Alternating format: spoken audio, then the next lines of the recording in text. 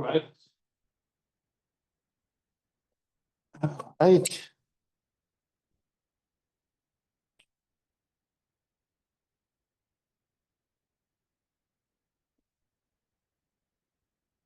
Where'd all the devotees go? They just ran away.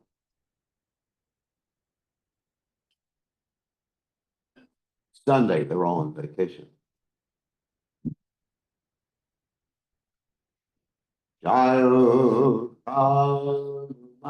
Mahabuba Kunya Vivanute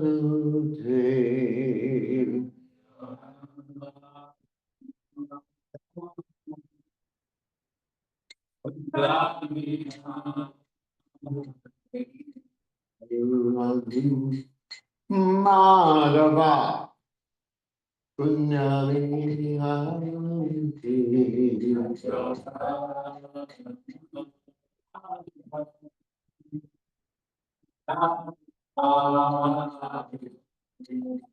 Gopi Janabalabha Givarunamite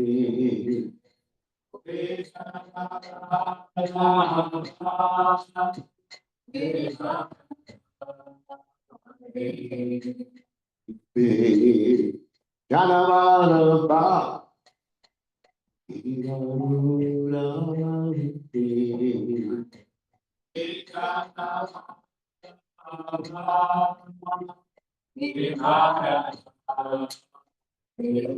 Surananda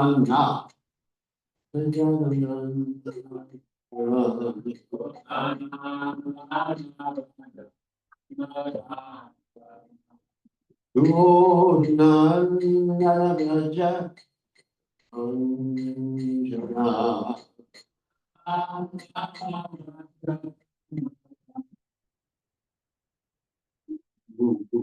Ira Panachante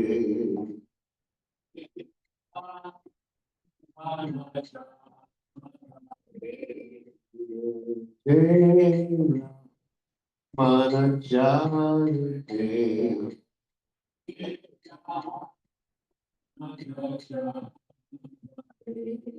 Jaya Ram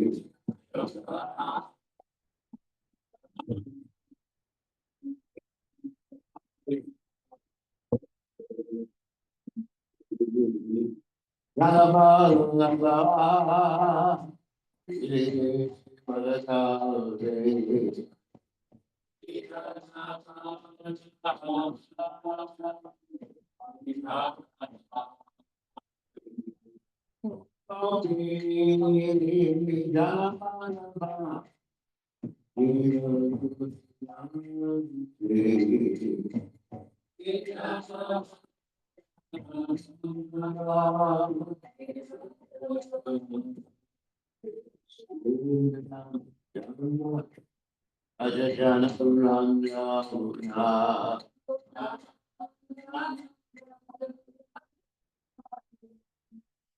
Yojananda Brajachana Sandhya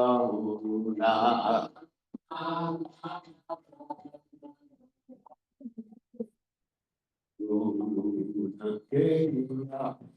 Panachya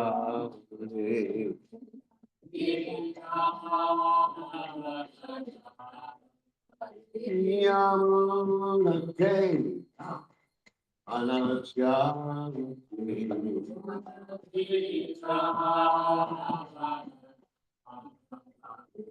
Yadu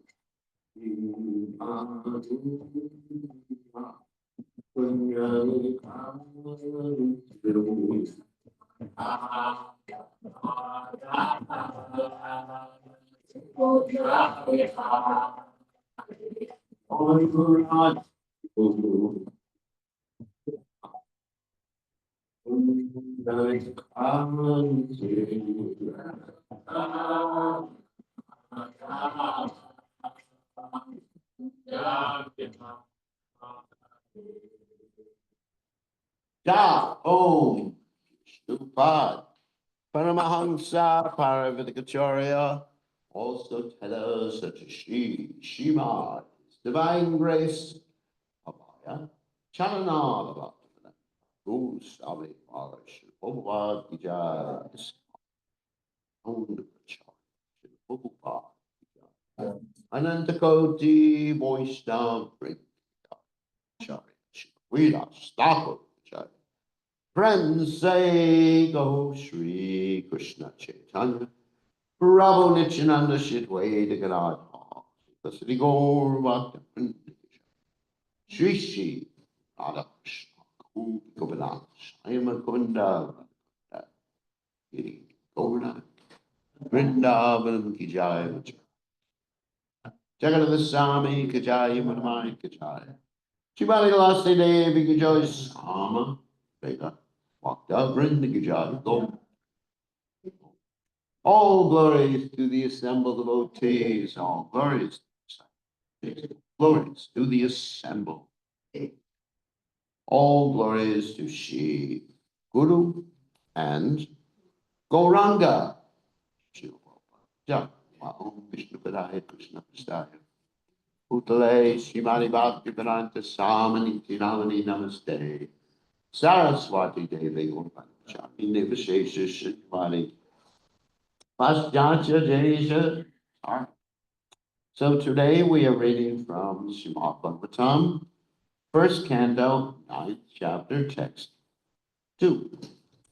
Om Namo Bhagavate Vasudevaya.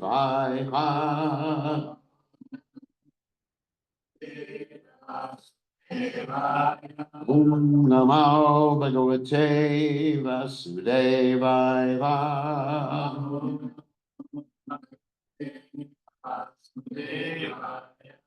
Om Namo Bhagavate Vasudevaya.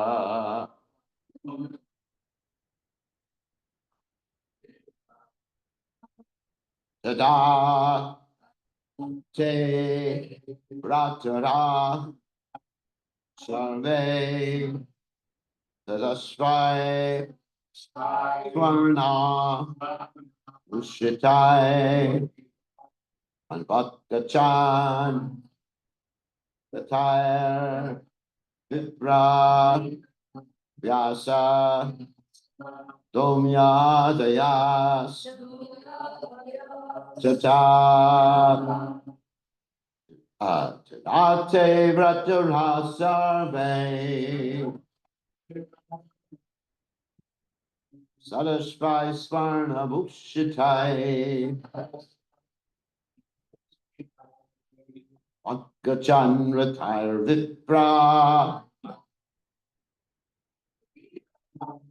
Yasadom Yadayastada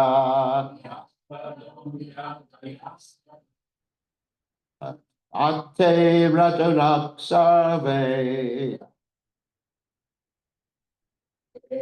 Sadashvai Svarna Bhushitai Pankachan Ratar Vipra Yasadom Yadayastata Ate Vratara Sarve Satisfy Svarna Bhushitai Anvakachan Ratar Vipra Yasadom Yadayastata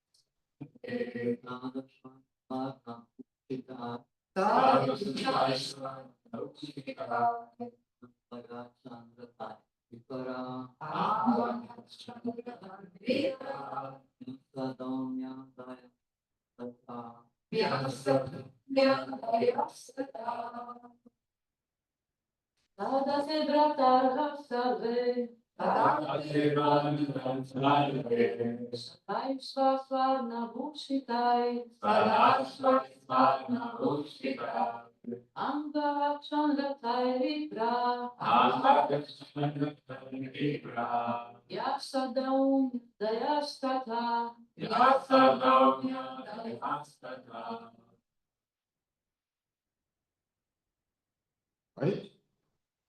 Ta-da! At that time. Say all of them. Bratadap, the brothers. Sarve, all together. Sat Ashray, drawn by first class horses. Swarna, gold. Bushitai, being decorated with. Anvakachan, followed one after another. Ratai, on the chariots. Vipra, the brahmanas. Vyasa, the sage Vyasa. Domya, Domya. Agya, and others. Tata. Translation, at that time, all his brothers followed him on beautiful chariots, drawn by first-class horses decorated with gold ornaments.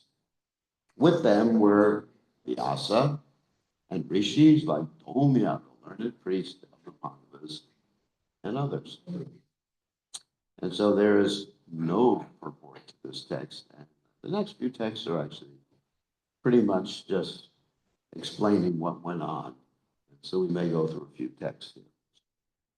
So text 3, chapter 1, Abhidit Prasheratena Sadanam Jiha Satire Viro Shatanripa Vera Iva Guyakai.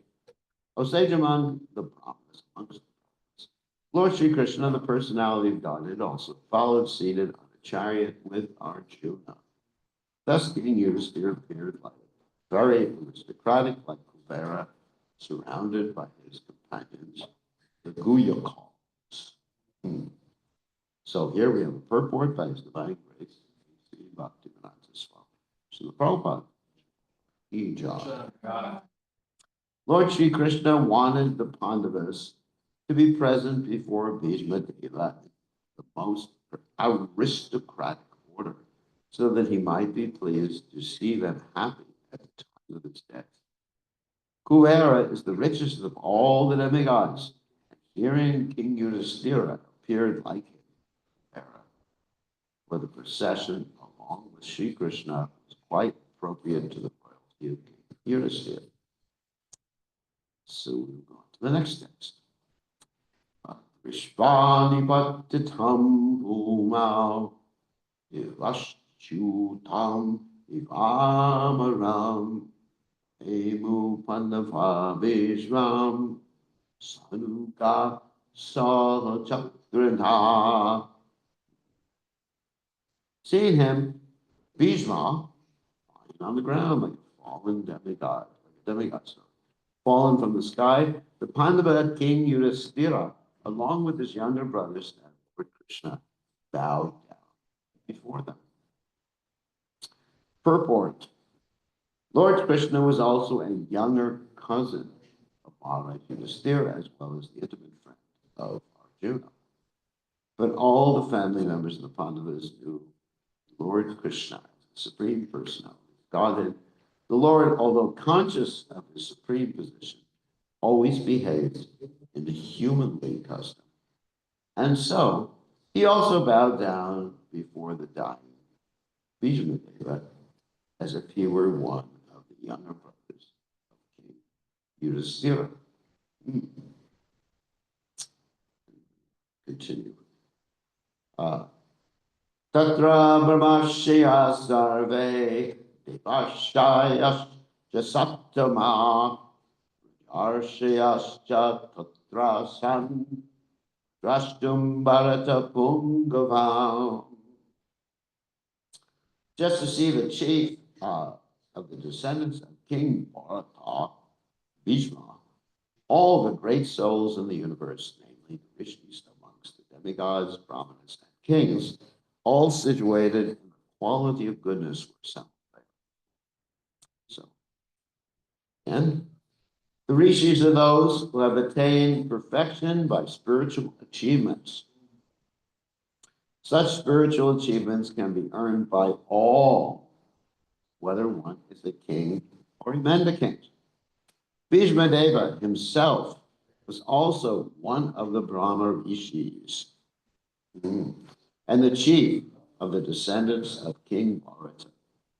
All the rishis are situated in the quality of goodness. All of them assembled there on hearing the news of the great warriors impending death. Second. So, Om Gana Timranda Shah. Jananjana Shrakya Chakshur Unmeritam Yena Tasmai Shri Gurave Namaha. So there are several interesting points so far that we've touched upon, or Prabhupada touched upon. One is that Krishna acts according to etiquette. Now, in the Western world, we don't really follow these items of etiquette, isn't it?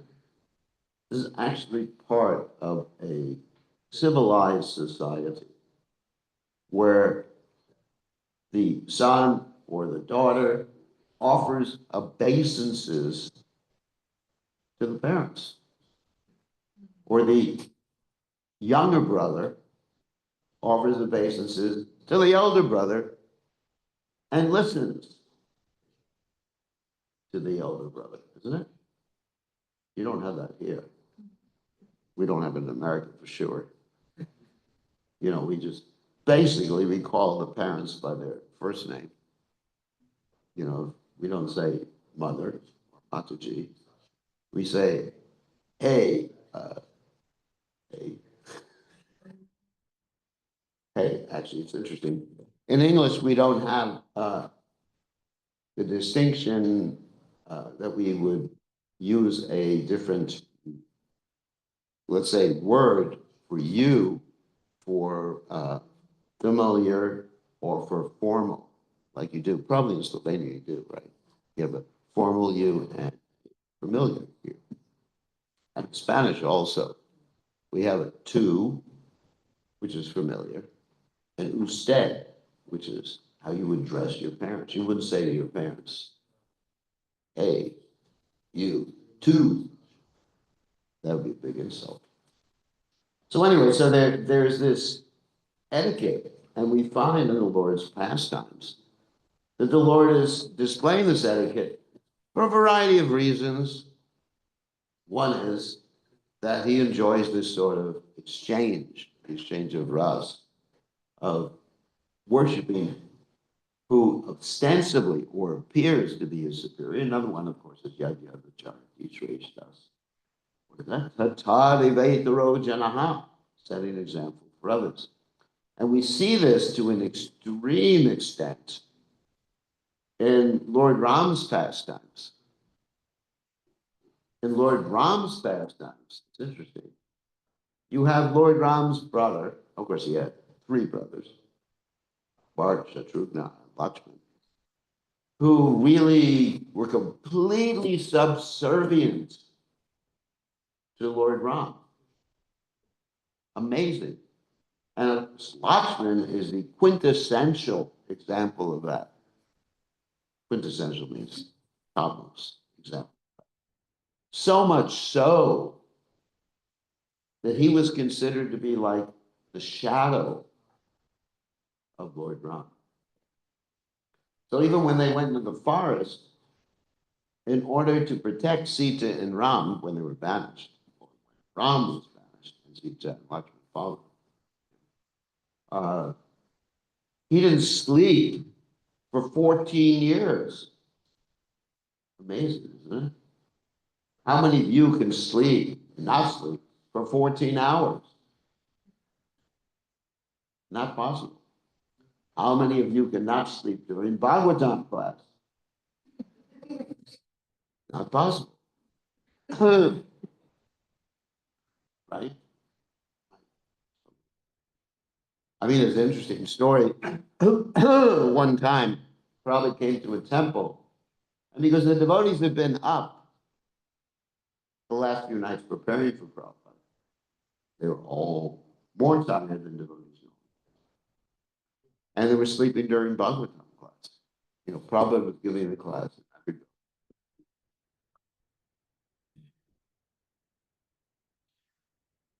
And Prabhupada looked around. It's interesting what he said. He said, this movement is going on only by Krishna's mercy. Because obviously, you know, everybody sleeping takes special mercy. So Lakshman didn't sleep for 14 years. He didn't eat for 14 years. He just listened to whatever Ram told him to do for 14 years. How many of us have brothers, younger brothers, who are still obedient? Like I joined Hare Krishna. And I said to my brother, you know, he came to check to make sure I was still alive and to pick up my smashed car.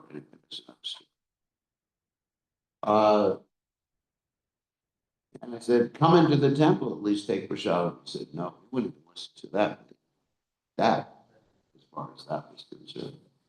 So Lakshman, 14 years, elder brother, serving. And then when Ram told him to do things that he objected to, I mean, extreme,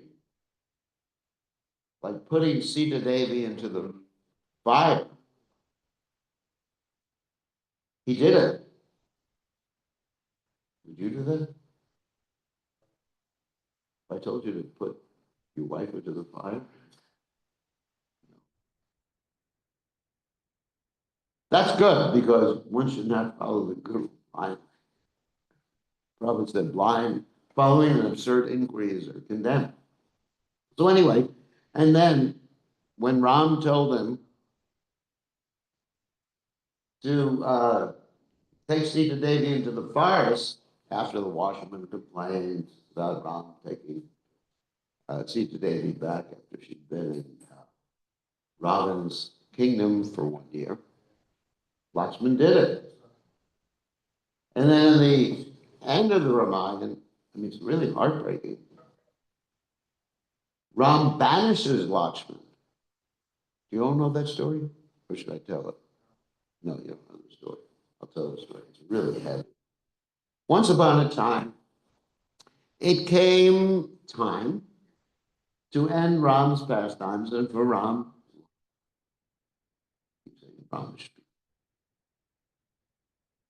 I have to be more formal with Ram and less formal with Krishna. So I can say Lord Ram, I can say Krishna.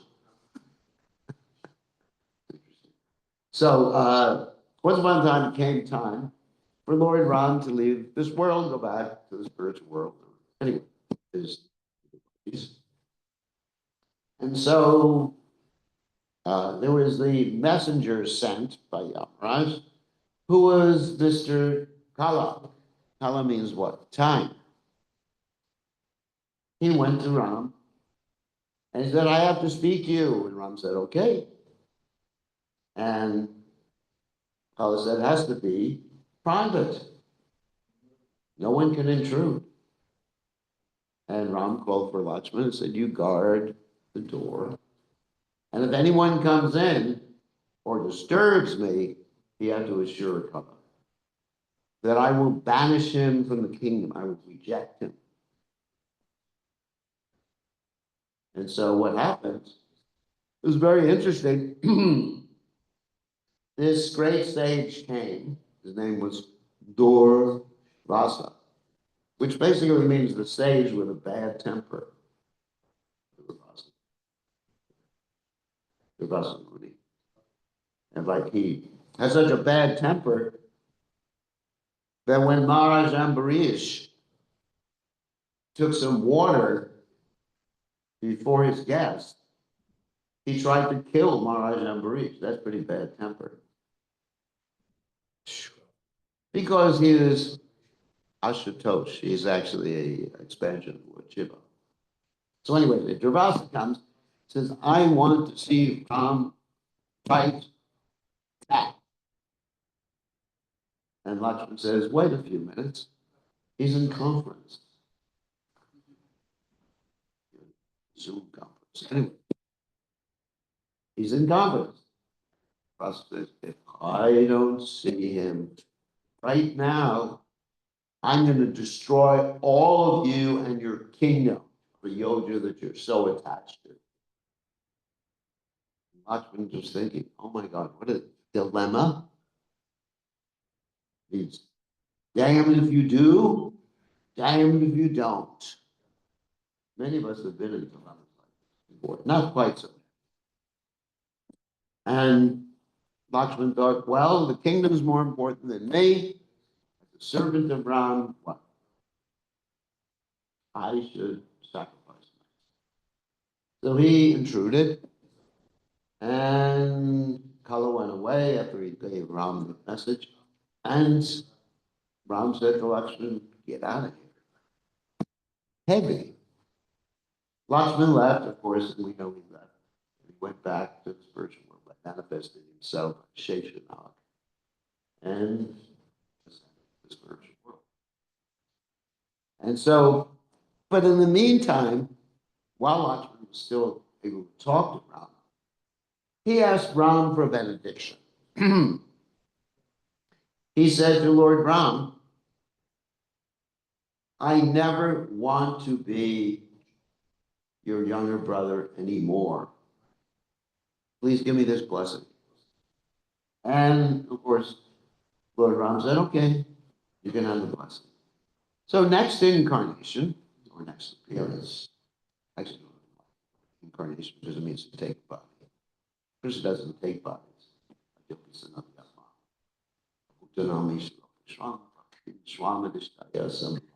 Maya, he appears in this same form, which is not different from him. There's no question of taking the body and giving the body. So anyway, so next appearance was as Krishna.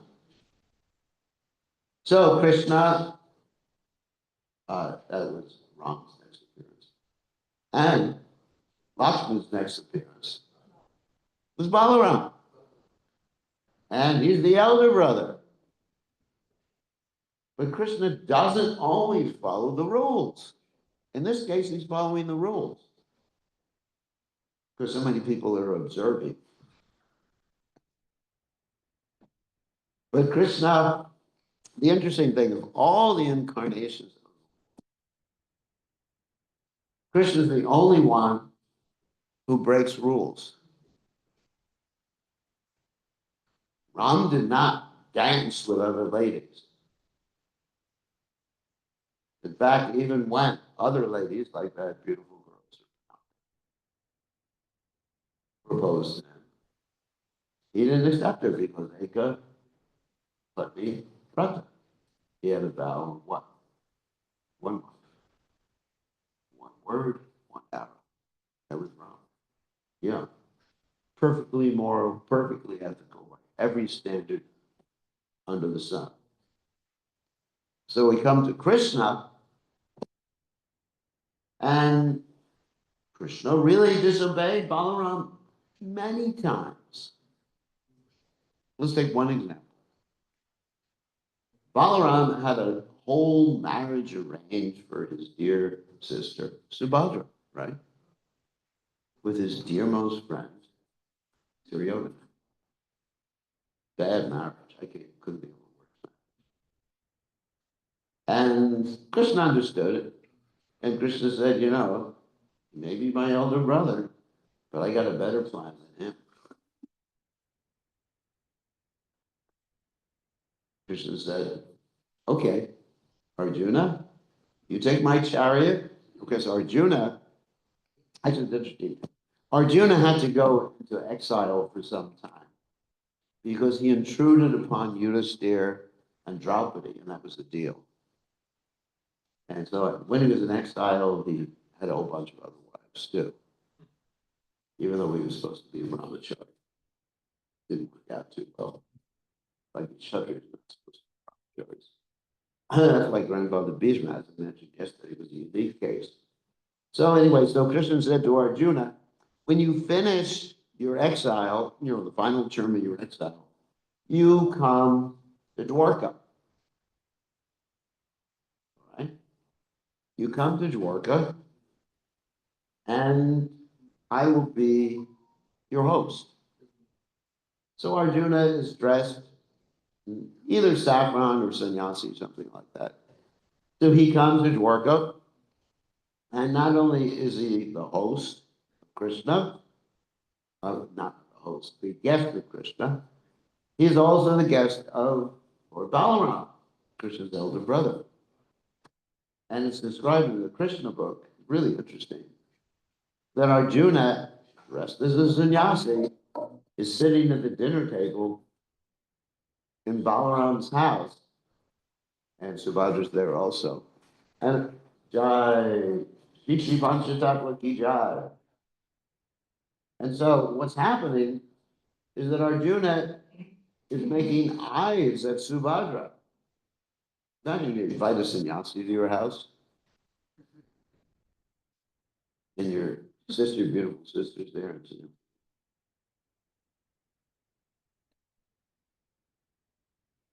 by Yoga Maya, Balaram didn't notice it. I mean, I wouldn't notice it. Oh, I like what we mentioned yesterday. This king Mahabhish got cursed for looking the wrong way at Ganga Devi. Remember? Yesterday told you that. So anyway, and Krishna was there too. And then Krishna eventually, he says to Arjuna, you can borrow my chariot. And Krishna was planning the whole thing in disobedience of his brother. Really rascal, isn't it? Disobedience of his brother. And he not only tells Arjuna he could use the chariot, he says, look, let Subhadra drive. In those days, ladies also had driver's license. It's not like that, like it's Iran, countries like that. So she was expert. Actually, the Kshatriya ladies, they were very, very expert horsemanship. They were very expert in all sorts of martial arts. They could fight also. Did you know that? Wow. Like Dasara's wife, Kaikeyi came back to Ram. She actually drove the chariot to take Dasara away from the battlefield when he was injured. And that's why she got those benedictions to be able to later on banish Ram from the kingdom. So getting back to Krishna, Krishna said, let Subhadra drive, kidnap, and of course, that's what happened. Arjuna kidnapped Subhadra, or basically Subhadra kidnapped.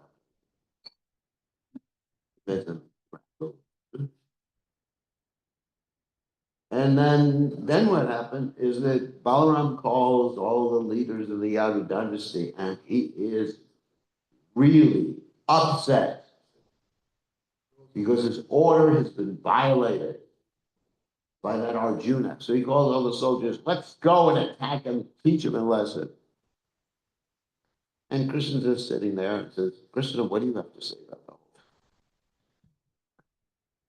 thing? And Krishna says, basically, it's a good arrangement. So cool down, Balaram. That Krishna, he does things without my permission. And other times too. I mean, the final battle between Duryodhana and Bhimsen, that Duryodhana had become invulnerable over the vast majority of his body, except for the midriff section. And they were fighting with clubs. And Krishna knew, actually, Krishna was the one who made the arrangement that Duryodhana had some vulnerability in the midsection, because, as you know in that story, when Gandhari was going to look at her son, take off her blindfold for the first time since she'd been married, she was going to make his body as strong as steel. That is, the parts of his body that she was able to see. But Krishna said to Duryodhana, you should not go in front of your mother naked. Not proper. You did it when you were a kid, but it's not proper now. So he put some leaves or something in his midriff, and he was vulnerable. So Krishna had took part in that. And then later on, when there was a fight going on, Krishna encouraged Bhimsen to strike him in the midriff by slapping his own thigh like that. And that's what Bhimsen did. He broke the thighs of Duryodhana. And Balaram was so angry at that point that he took his club out and he said, all right, Bhimsen, you want to fight? You're going to fight me. Nobody can fight Balaram. And so basically, Krishna just needed to say, no, leave him alone. Duryodhana did all these nasty things. He deserved it. Balaram was really upset with his brother. So it's actually quite interesting how Krishna sometimes, even though he says in the Bhagavad Gita, what? Yad yada charity shreshtas tatat eveta roja. That is, great men act, all the world follows. And he says, if I didn't act properly, the world would be destroyed, isn't it? Krishna says that. But then still he doesn't follow that injunction. What a rascal.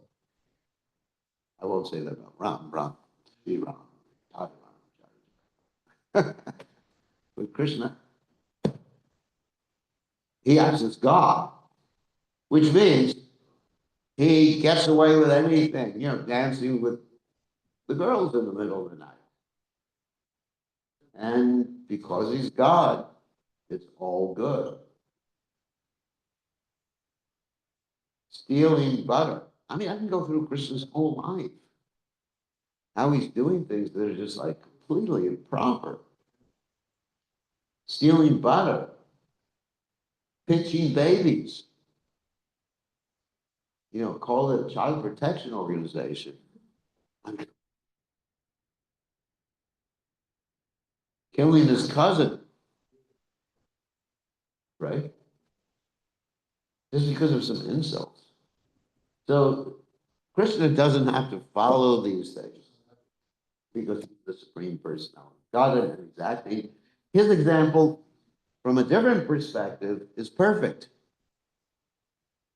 Because his example is what it means to be God, to be Swaraj, to be independent, to write the rules for himself. So Krishna can say, don't do as I do as I say. And if you try to imitate Krishna, you will be doing something like drinking poison, like Lord Shiva drank poison, but you were not going to be capable of digesting it. That's the example Prabhupada gave. So we don't imitate Krishna. We appreciate Krishna. We don't follow Krishna's example. We follow Ram's example. Ram is what? Maryada Purushottam. For those of you who don't know what that means. He's the topmost person, Purushottama. You know, we have this word Purushottama. Topmost person of Maryada. Rules. Does that make sense? So we should be like Lord Ram. One wife or no wife. You get a choice. No wife or one wife. That's it. There's no third choice. I know, sometimes we have to be merciful. Just look the other way, just out of compassion. Okay. But, one wife. And also, we should keep our word. Except in the case, as we described yesterday, when it's going to have adverse effects, when it's going to be hurt by certain cases, special cases. So we should actually study Brahma's pastimes to understand how to act properly. So here, Krishna is acting out of his part of his God character. He's showing a good example. And we should inculcate that particular quality in our own lives too. Respect for superiors. And Prabhupada actually asked his disciples sometimes to offer obeisances to their mother. Like that happened in the case of Brahmananda and Gardamuni. Their mother came, and the mother was talking to Prabhupada. Prabhupada was actually quite humorous. He could do things. Prabhupada also said, I can speak like this because I'm older. Actually, I'm enjoying being older from that perspective. Because I could say certain things that if I said when I was a brahmachari, they'd kick me out of the Hare Krishna movement. Now, okay, be respectful. So, but Prabhupada, he told the mother of Goswami, or asked the mother, he said, I'm taking care of your sons. Would you be willing to give a donation for their upkeep? Can you imagine that? Join the Hare Krishna movement. Your mother's very upset. And Guru Maharaj says to your mother, can you pay their tuition? Prabhupada was really bold. And of course, she replied, I've given you my sons already. What else do you want? And then Prabhupada said, at different times, Prabhupada had them offer obeisances to their mother. That's quite shocking for some in the Western world. But you actually see in the Vedic culture how it's a very sweet thing how people deal with each other. Their nomenclature for dealing with each other. Like Mata Shri, my dear worshipful mother. Pita Shri, you've heard these expressions? Pita Shri, Mata Shri, Mata Shri. Wow. I mean, it's actually quite sweet. And like the husband even would call a wife Priya, which is translated in English as dear. Of course, I won't tell you what the Bible likes. I should. No, correct. Putty Day. Anyway, but you may think all these little formalities are really, we've outgrown them. But really, that's what makes the society structured and sweet. The relationships are sweet that way, isn't it? They're loving relationships. It's not that, you're just attached to some hierarchy, but still, there are differences. And those differences, if they're recognized through language, through actions, they actually help a society become more structured, sweet, relationships become more defined, which is actually a good idea. And people are more faithful to those relationships, more faithful to the marriage relationships, more faithful to the parental relationships. I mean, that's a really big thing in India. I mean, that's one thing I really appreciate about Indian culture is that, people have this faithfulness to their relationships in the Western world. It's just like, you're not faithful to your guru, you're not faithful to your parents. I mean, obviously, once you join the Hare Krishna movement, even if their parents object. I mean, it could be too extreme. Too extreme. Like in certain states in India, Gujarat, for example, you don't make any brahmacharis. Because the parents, they have so much guilt trips to their kids that brahmacharis are not. So all of our brahmacharis in Gujarat are actually probably most of them from Bengal, where they also respect the parents. So you don't want to be too extreme like that. There's higher priorities, lower priorities. Like my mother said, if you want to serve me, you'll leave the heart. And also, even more interesting, she said, I'm dying. The reason I'm dying is I joined the Hare Krishna. Because I was a little too cold-hearted. I just thought, well, she dies thinking of me. That's that. But anyway, that's not the problem. But at the same time, you have to understand there's certain higher priorities, like Prahlad Maharaj, right? But he was very respectful to his father, wasn't he? He didn't say, shut up, Dad. Never said it. He addressed him very respectfully. Dear father, better you go to the forest. Father still got upset with him. Still tried to kill him. But the point is that he was very respectful. And so, so that's what I appreciate in the Indian culture quite a bit of these, not only family relationships, but the guru relationships. People are very faithful. And they will stick, my experience is they stick much more to Krishna consciousness than Western people. Much more. Much more.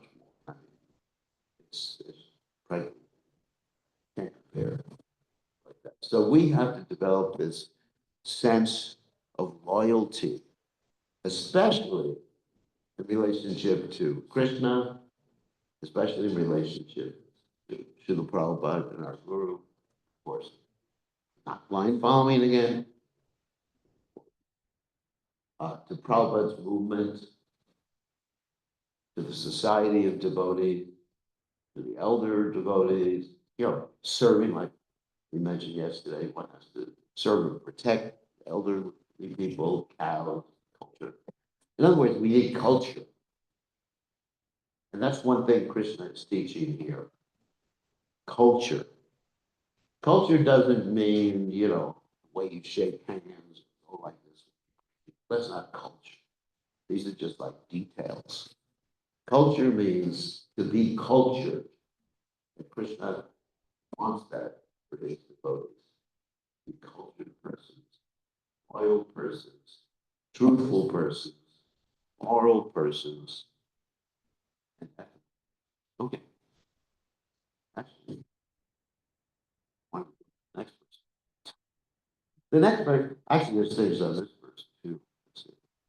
Oh yeah, just another. Yeah, that's maybe tomorrow. I mean, there's a long purport next verse, which is our own. So, any questions or comments about the point? Yeah. Look. Oh, I'm not AI, so I don't. So anyway, now, joke. Yes. Thank you. It's really appreciable. Yeah.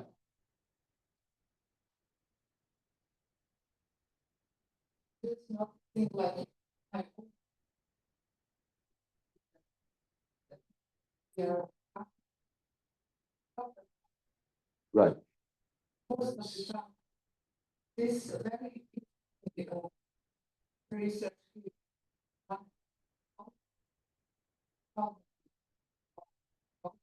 Mhm. the research after you believe in God, and you then explain how to behave. So they get it. Right. So most of them they explain describe God and talking about every practice Mhm. that we switch this set of the question that is up. So they describe God as his first foundation. That and he came to the conclusion that people actually they don't believe but they think that they believe.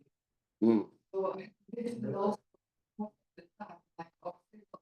We can think something that we don't. System of beliefs is different all the time and not just big Mm. one step. So in Krishna consciousness, it's kind of this vision of expression is written all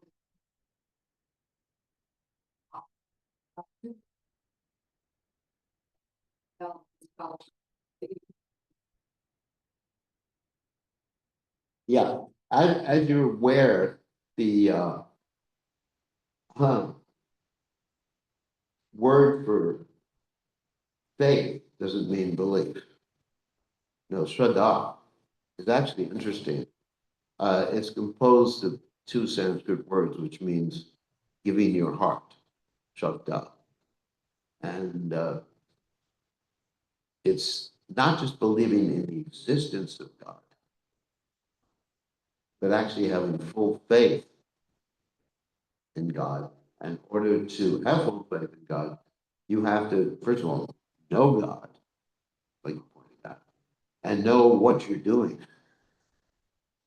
And the problem is most people in religion are subject to this point of what's called niyamagraha.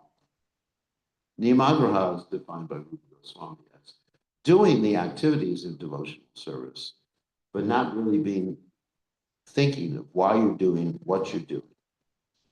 So it's a really interesting point that because the why factor is the motivational factor. The what and the how and the where are actually secondary. And so generally, because religion tends to entail, or the practice of religion tends to entail repetitive activities, like we have in Krishna consciousness, chant, Guru Vastika, other things, chant. It's very repetitive. The externally, what we're doing is extremely repetitive, probably more than most other religions. 16 rounds, at least 2 hours, just repeating the same thing. Every day, the same Mangalarti. Every day, the same, same, same. So unless one is connected, that requires, to shut up, the faith, understanding why they're doing what they're doing and who they're doing it for, then they become distant from spirituality. Not even religion, because religion in so many different. I like this. People say nowadays, I'm not religious, I'm spiritual. So anyway, so it means being connected, or as they say, be here now. Mindfulness. That's interesting. Mindfulness and Krishna consciousness. There's always being aware of one's motivation or the why factor. That requires some drilling down. Like we were talking about. Why do you believe in God? Who is God? Well, God is all good. He's all knowing. He's all powerful. All this omni stuff.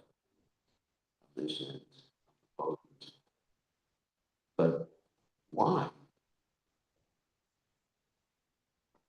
Why? What is it to you? Good point. So, who else has a question? We have other questions here from a variety of pros and properties. Yes, yes, sir.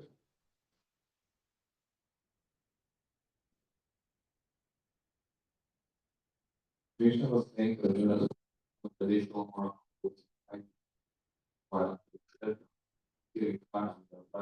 Yes.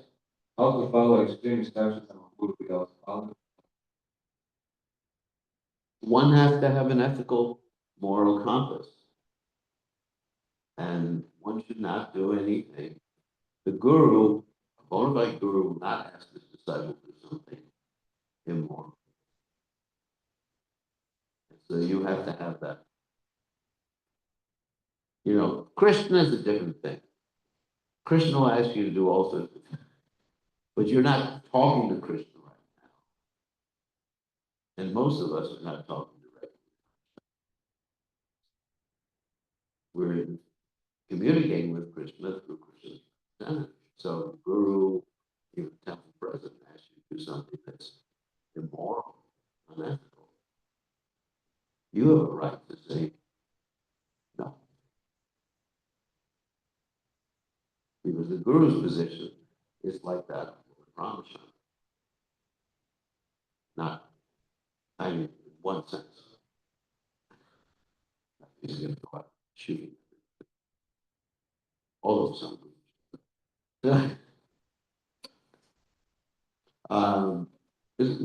We should see the guru like Lord Ramachandra. Completely ethical. And Guru Maharaj does something that's not ethical. Then we have the right to ask him or something. Obviously. You're Guru Maharaj. Why did you see the speaker? And then the guru may be a little humble. Say, I was just having fun. That's not unethical. That's what speak. George. So, but you have a right. You have a right to question. I mean, you have a right to not obey if there's something unethical. I mean, Prabhupada did not ask us to do anything unethical. Although people interpreted his instructions later on in that way. Prabhupada said, he gave instructions by hook or by crook to distribute a book, right? That doesn't mean you take that literally. I mean, you have to have a little hermeneutics with the Guru's instructions. Obviously, Prabhupada is saying, you do whatever you have to do to distribute a book. But he's not meaning do whatever your, illicit mind tells you what, tells you to do, to cheat people, do a change up or something like that, Prabhupada. So they take Prabhupada's words out of context, not properly understanding. So the bona fide guru will not ask something unethical. I mean, sometimes there may be things like the guru wants you to go to a particular country where you have to hide the fact that you're. It's not unethical. But you can question at that point. Guru Maharaj, why do I have to not tell the truth to the immigration people? Don't explain, this is, there's actually extenuating circumstances, but not immoral things. What? Sometimes you get to cheat the cheat. Yeah. Well, we don't want to cheat anybody, but we're not cheating someone by going into a country, like I mentioned, disguised as Trinidad. Told I was. I didn't tell them. I didn't lie. I just said, what is it? But still, it would have been all right to say I'm not a hard Christian. I mean, sometimes to save your life, you have to do things. Like if a bunch of moguls come here and they want to kill all the devotees in Ljubljana, and they come up to you and say, "Are you a devotee?" I probably say no. You just don't be a martyr. You find that so many of these religions, isn't it, that people are martyrs. Now, I'm not criticizing martyrs, but at the same time, if you can avoid being a martyr, the body belongs to Krishna. You should, if someone's attacking you, gonna kill you, put you in jail, if you're a devotee. Better to tell them, Allah.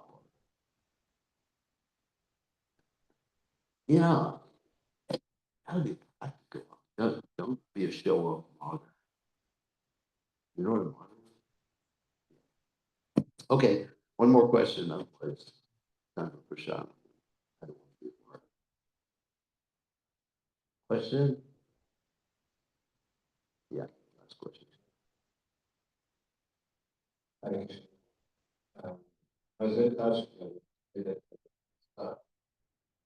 Sometimes they go based on sometimes you see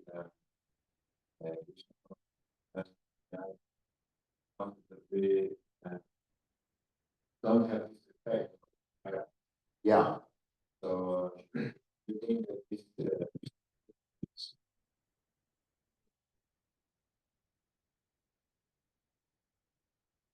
I think so. I think so. I think we should have proper respect. I mean, if the parents raise us nicely and sacrifice for us, I mean, I learned that later on. I didn't in the beginning when I joined the Christian consciousness. And I became, it took me about 20 years in the Hare Krishna movement to become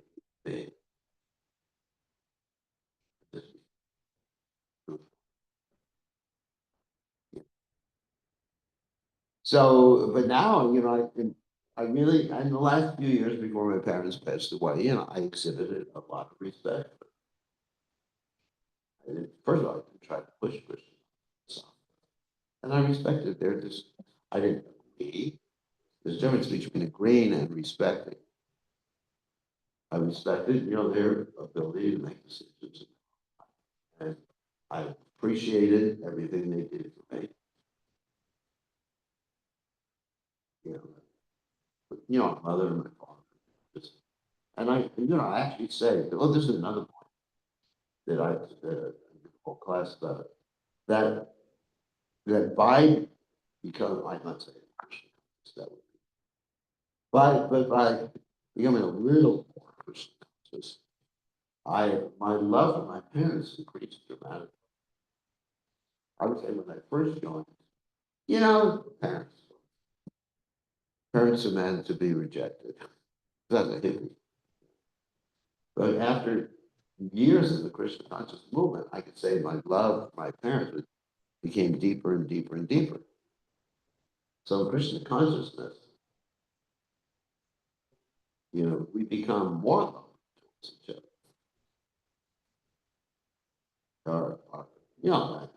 Even husband and wife, you actually become more loving, not in a lusty way, but in a way that's really deep. I would say the Krishna consciousness enhances our interpersonal relationships. And I've done that with my own parents. Even today, they passed away, but I'm thinking very loving what they did. I'm so appreciative. And I pray for my parents now. Before they were just karmas. And then, you get these newbie people from Krishna, me too. And they're just like a terror on wheels. New devotees, new Christians, new whatever. Is oh my God. Talk to me after you've been 30 years in the heart. Things. Anyway, ripe old age. Okay, so thank you very much. All glories to His divine grace. Srila Prabhupada ki jai. Panchatattva ki jai. Jai. Whoop. First, there we go. Panchatattva is Panchatattva. Ali? All right.